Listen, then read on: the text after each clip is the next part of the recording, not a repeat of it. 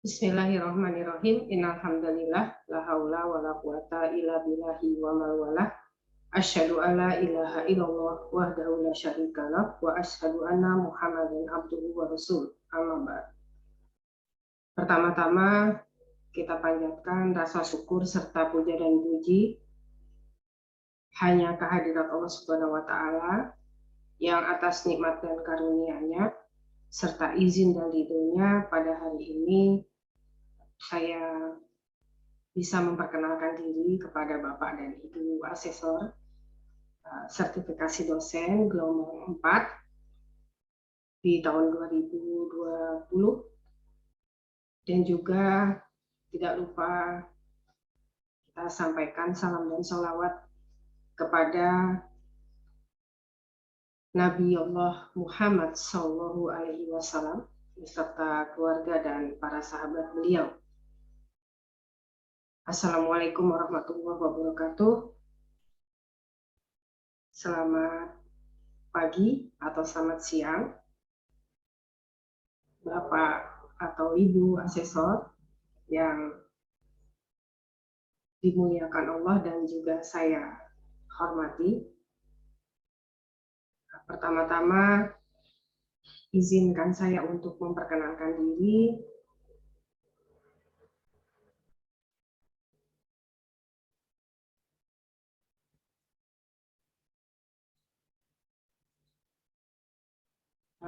Nama saya Niza Rohaya, SHMMM. Saya adalah dosen tetap di Fakultas Hukum Universitas Muhammadiyah Tangerang, juga dosen tidak tetap di Fakultas Hukum Universitas Al-Azhar Indonesia. Saya bergabung di Fakultas Hukum Universitas Muhammadiyah Tangerang sejak 15 Maret 2015, di mana saya diangkat menjadi dosen tetap. Dan mengenai riwayat pendidikan, S1 saya peroleh di Fakultas Hukum Universitas Islam Indonesia, Yogyakarta. S2 saya peroleh dari Fakulti Undang-Undang Universiti Kebangsaan Malaysia. Di samping mengajar yang merupakan tugas seorang dosen, saya juga melakukan penelitian dan pengabdian kepada masyarakat yang saya tuliskan juga di biodata di sini, di mana untuk penelitian dan pengabdian pada masyarakat saya aktif di Posbakum Aisyah Banten di bidang non litigasi sebagai koordinator, kemudian juga sekretaris divisi perempuan dan anak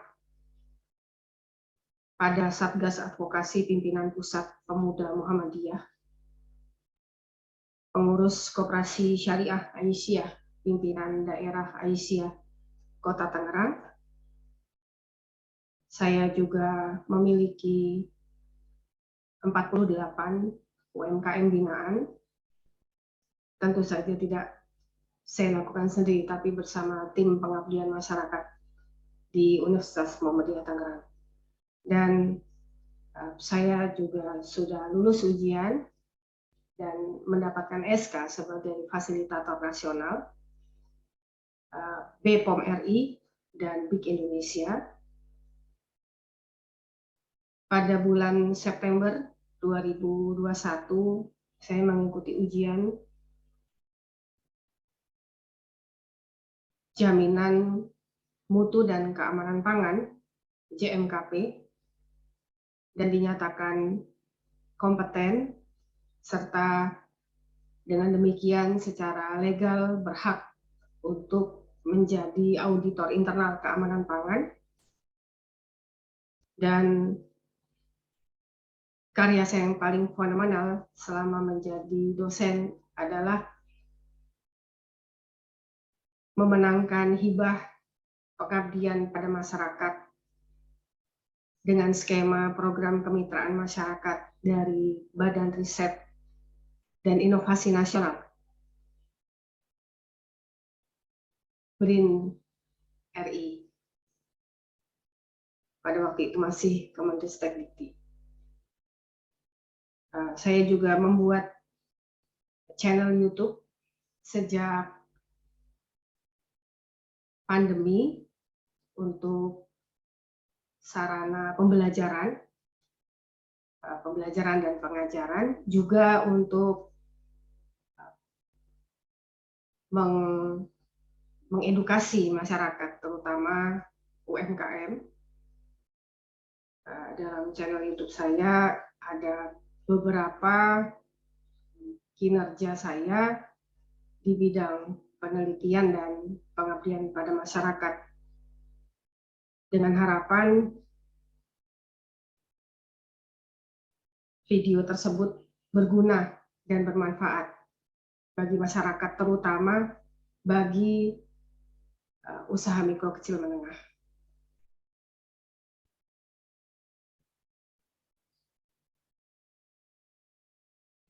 Pada pembelajaran dan pengajaran, saya mengampu mata kuliah Hukum Dagang, Hukum Perdata 3, dan Hukum Internasional. Di mana ketiga mata kuliah ini benar-benar sangat bermanfaat dalam mengedukasi mahasiswa-mahasiswa yang beberapa di antaranya merupakan wirausaha muda dan juga bermanfaat untuk masyarakat, sebab setiap perkuliahan berlangsung, saya akan merekam perkuliahan tersebut, kemudian saya upload ke YouTube dengan setting publik, sehingga mahasiswa-mahasiswa ini bisa mengakses setiap waktu, bisa mengulang-ulang perkuliahannya, sehingga dapat betul-betul memahami materi yang disampaikan pada saat itu. Dan materi pembelajaran yang diupload ke YouTube ini juga sangat bermanfaat untuk mahasiswa yang pada saat kuliah berlangsung itu tidak bisa hadir di dalam kelas, sehingga dia tidak kehilangan haknya untuk mendapatkan materi kuliah. Juga ini sangat berguna untuk masyarakat. Dan ini sungguh sesuai dengan kurikulum terbaru Indonesia, yaitu Merdeka Belajar Kampus Merdeka. Saya sependapat dengan Kementerian Pendidikan dan Kebudayaan, Riset dan Teknologi, bahwa pembelajaran itu adalah milik semua orang. Bahwa mahasiswa dari apapun fakultasnya, apapun prodinya, dia punya kebebasan untuk menuntut ilmu di prodi yang lain.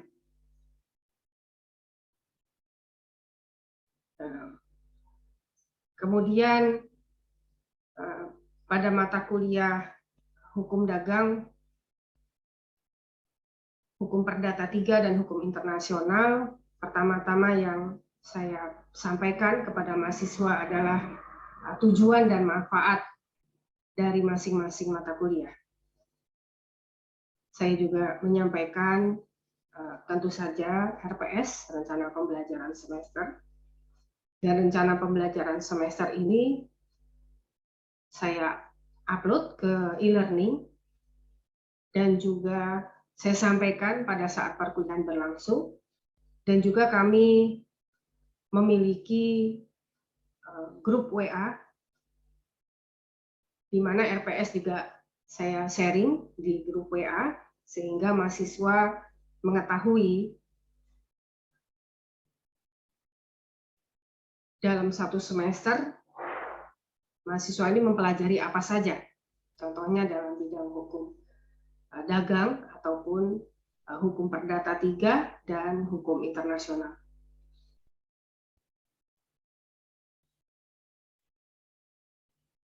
Izinkan saya untuk menyampaikan salah satu rencana pembelajaran semester di mata kuliah Hukum Perdata 3,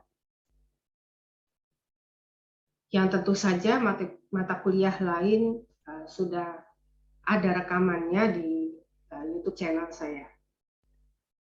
Mengapa Hukum Perdata 3? Karena Hukum Perdata 3 diterima mahasiswa di semester 4 dan ini merupakan mata kuliah dasar ya, mata kuliah dasar yang sangat penting bagi mahasiswa agar di semester 5 benar-benar siap untuk menerima materi hukum dagang.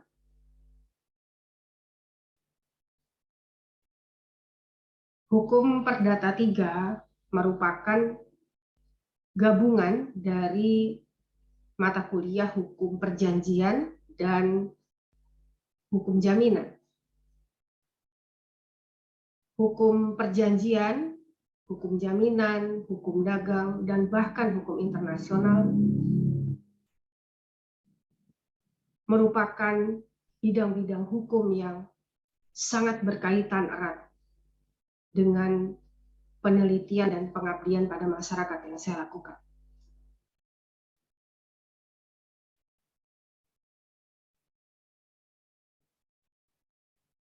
Pada Hukum Perdata 3, di mana Hukum Perdata 3 merupakan gabungan dari dua mata kuliah, yaitu hukum perjanjian dan hukum jaminan. Pada awal perkuliahan, setiap awal perkuliahan di semua mata kuliah, pertama-tama saya akan perkenalkan diri dulu kepada mahasiswa, kemudian karena ini pertemuan pertama, saya melakukan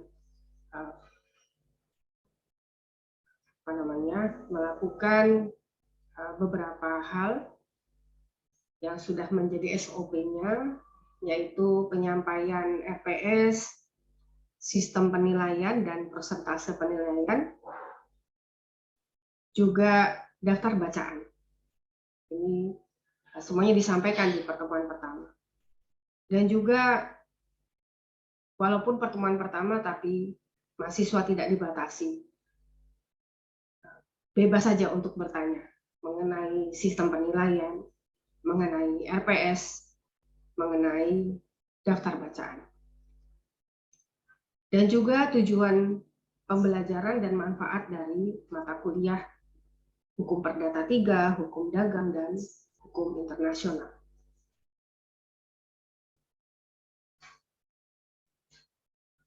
Pada Hukum Perdata 3, ini saya sudah membuat RPS-nya, izinkan saya share, kemudian menjelaskan sebentar.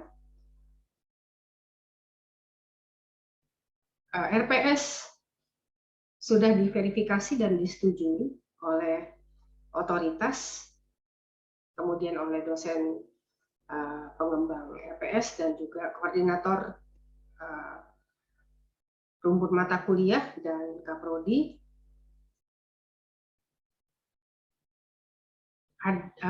Saya juga sudah mencantumkan CPL dan CPMK-nya,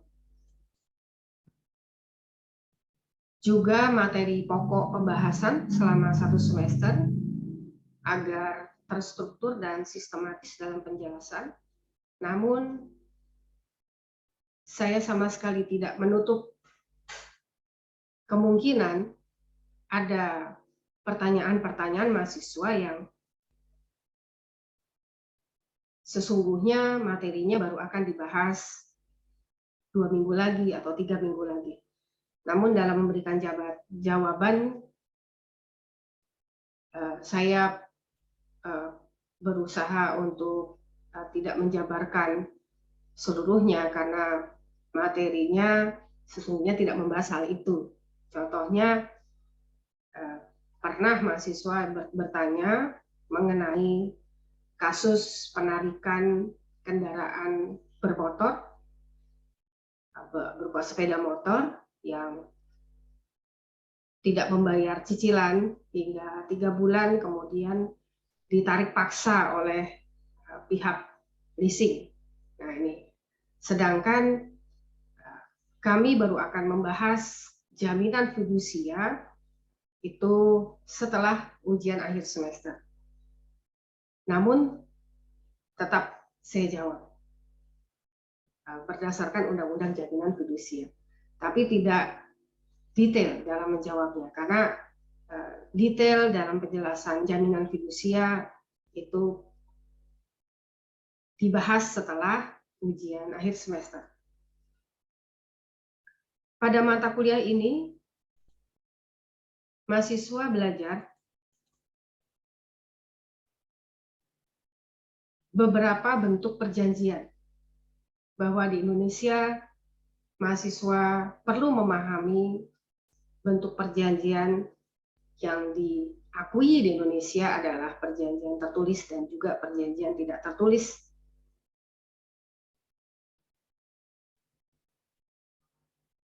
Juga mahasiswa perlu memahami asas-asas pokok dalam hukum perjanjian atau hukum kontrak. Di sini saya juga menyampaikan mengenai apa saja yang harus tercantum dalam isi kontrak. Meskipun perjanjian tersebut bukan timbul dari undang-undang. Kemudian mahasiswa juga belajar bagaimana kalau kewajiban yang sudah ada dalam kontrak ini tidak terpenuhi oleh salah satu pihak, akibat hukumnya seperti apa? Akibat hukumnya, mahasiswa memahami bahwa akibat hukum dari tidak terlaksananya kewajiban kontrak itu bisa berbentukan prestasi, bisa juga karena force majeure atau overmah, keadaan pemaksa, dan juga dalam keadaan sulit.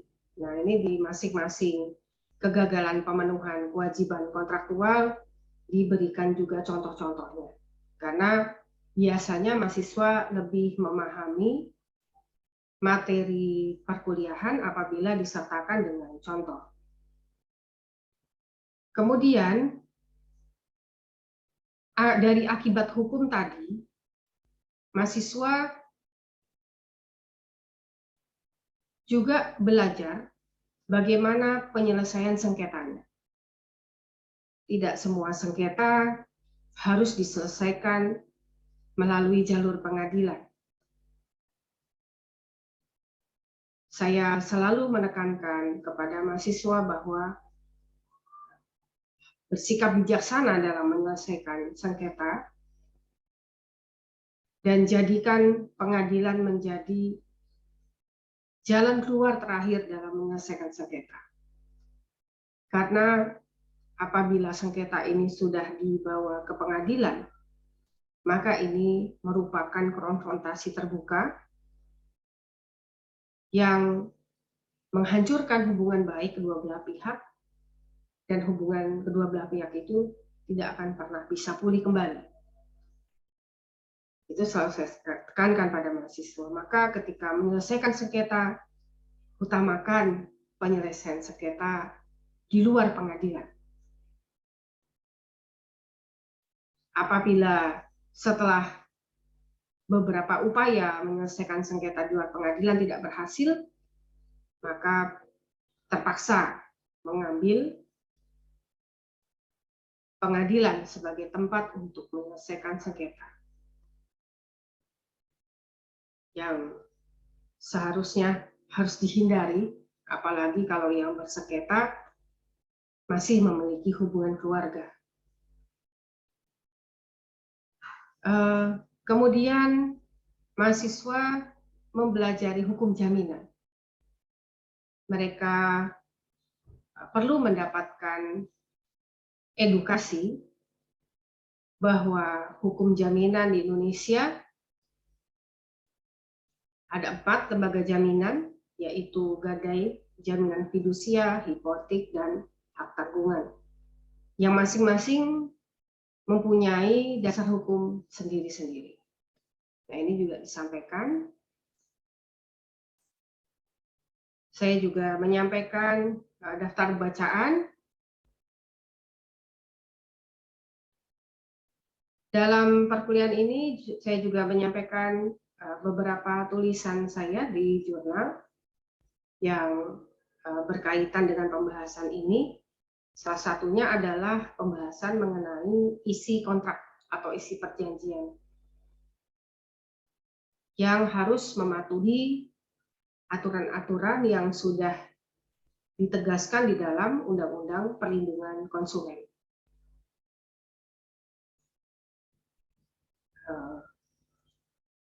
Bapak Ibu asesor yang saya sangat hormati dan dimuliakan oleh Allah Subhanahu wa taala, izinkan saya untuk menyampaikan bahwa untuk pertama kalinya sejak 2009 Universitas Muhammadiyah Tangerang berdiri, kami berhasil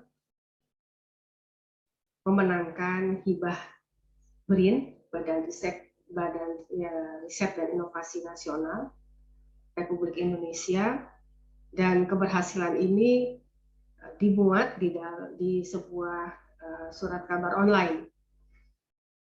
Surat kabar online-nya ini saya sharing di sini. Ya, ini merupakan pencapaian yang apa ya, yang menggembirakan ya, yang menggembirakan. Dan dari hibah BRIN ini kemudian Universitas Muhammadiyah Tangerang mendaftarkan paten untuk mesin pengolah buah berenuk yang merupakan juga hak kekayaan intelektual saya yang pertama. Jadi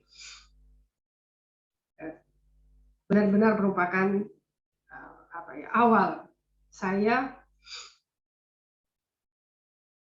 menjadi pembina UMKM di Kota Tangerang. Jadi saya sudah menetapkan passion saya sebagai dosen, dan ini juga sangat berterima kasih saya kepada kurikulum baru, yaitu Merdeka Belajar Kampus Merdeka, di mana kurikulum ini MBKM membebaskan dosen untuk bereksplorasi sesuai dengan passionnya. Dosen bebas untuk menentukan kiprahnya di masyarakat, apakah dalam bidang pengabdian pada masyarakat, pada penelitian, ataupun pada pengajaran. Saya sangat berterima kasih karena memang pengabdian masyarakat ini ya tentu saja selain tanpa mengesampingkan pengajaran dan penelitian, membuat saya merasa sangat bermanfaat bagi masyarakat, terutama bagi UMKM. Dan alhamdulillah UMKM binaan kami ya, Universitas Muhammadiyah Tangerang itu beberapa ada yang sudah berhasil naik kelas, beberapa produknya sudah berhasil mendapatkan legalitas baik PIRT maupun izin edar BPOM. Nah, ini merupakan, saya menilainya sebagai prestasi, tidak hanya sebagai pribadi ya, tapi juga institusi. Nah, ke depan saya sudah berkoordinasi dengan beberapa dosen dari teknik industri, juga dari teknologi pangan, bahwa kami akan mengembangkan penelitian ini mengenai khasiat dan manfaat buah berenuk. Itu kami mempunyai mimpi bahwa UMKM pertama binaan Universitas Muhammadiyah Tangerang dan produknya yaitu berupa minuman sari buah berenuk ini bisa go ekspor internasional, dan sekaligus juga menjadi produk unggulan daerah dari Provinsi Banten.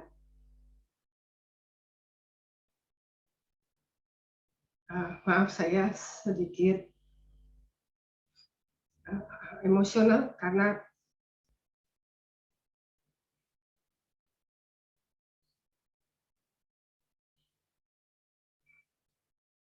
memang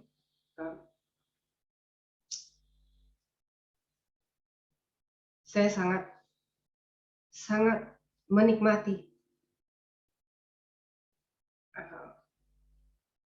menikmati dalam mengabdi dan membina serta mengedukasi UMKM yang produk-produknya tidak kalah dengan produk dari luar negeri.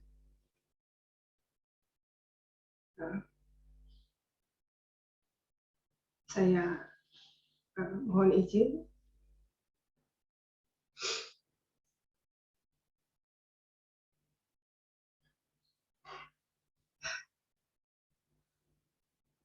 Inilah cara saya untuk bermanfaat bagi masyarakat,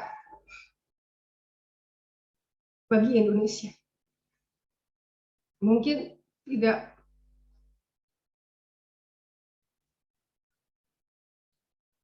sebesar atau hanya merupakan langkah kecil, tapi bagi saya ini merupakan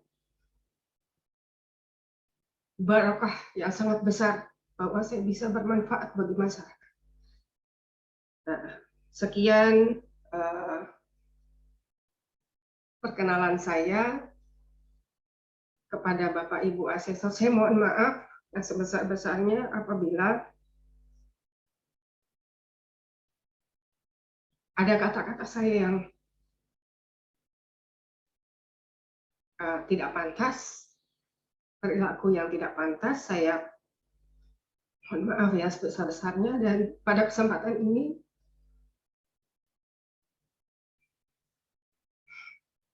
izinkan saya untuk berterima kasih yang sebesar-besarnya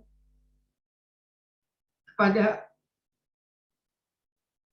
Kementerian Pendidikan dan Kebudayaan, Riset dan Teknologi Republik Indonesia karena sudah memberikan kesempatan bagi kami untuk bermanfaat bagi masyarakat. Terima kasih Bapak Ibu asesor sudah bersedia meluangkan waktunya untuk menonton video ini. Saya akhiri dengan mengucapkan alhamdulillahirobbilalamin, nasrun min Allah wa fathun qarib wa basyiril mu'minin fastabiqul khairat. Wassalamualaikum warahmatullahi wabarakatuh.